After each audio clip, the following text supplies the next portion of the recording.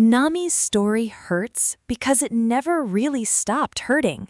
Even after joining the Straw Hats, even after finally finding freedom, the pain she carried as a child never fully disappeared.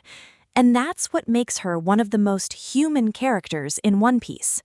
When people first meet Nami, she seems clever, greedy, and emotionally distant. She steals, she lies, she manipulates people when she has to.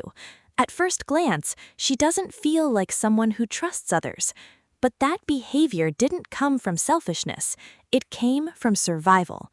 Because long before Nami became a pirate, she became a prisoner. As a child, Nami watched her mother figure, Belmare, die in front of her. And the worst part wasn't just the death itself, it was what came after. Arlong didn't just take Nami's home, he took her future. He forced a child to work for the people who destroyed her life. Day after day, year after year, drawing maps for the same pirates she hated, smiling when she had to, obeying to survive, pretending she could carry everything alone. That kind of pain changes a person. What makes Nami's story so heartbreaking is that she was never allowed to be a child. While other kids dreamed freely, Nami was calculating survival. Every coin she collected had a purpose. Every sacrifice had a deadline. She believed that if she could just buy back her village, everyone would finally be safe. That's an impossible burden for anyone, especially a child. And the cruelest part? She carried that burden alone. Not because she wanted to, because she thought she had to. Nami learned very early that trusting people could get them killed, so she isolated herself emotionally. She lied, she pushed people away, she hid her suffering behind anger and confidence. And honestly, a lot of people do the same thing in real life. That's why her story still hurts, because it feels real. Then comes the moment that changed everything. The moment Nami finally breaks, not physically, emotionally. After years of suffering, after years of sacrificing herself for her village, Arlong betrays her anyway.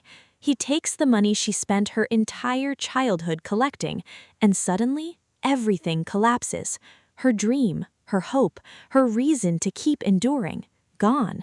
And for the first time, Nami stops pretending she can handle it alone. That scene, when Nami stabs the Arlong tattoo on her arm while crying, still hurts to this day. Because that tattoo represented more than Arlong. It represented slavery, fear, hopelessness. It was the symbol of a childhood stolen from her. And when she finally asks Luffy for help, that's the real emotional climax of her story. Not the fight, not Arlong's defeat, that moment. Because asking for help was harder for Nami than surviving pain. And then Luffy places his hat on her head, quietly. No speech, no dramatic promise, just understanding. That moment works because Luffy doesn't try to fix her pain. He simply stands beside her. And sometimes that's what people need most. Even after Arlong is defeated, Nami's trauma doesn't magically disappear. She still struggles with vulnerability. She still uses humor and anger to protect herself emotionally. But now she has something she never had before. People she can rely on. A family. That's why Nami's story still hurts after all these years. Because it's not just about pirates or villains. It's about a girl forced to grow up too fast. A girl who carried impossible weight in silence.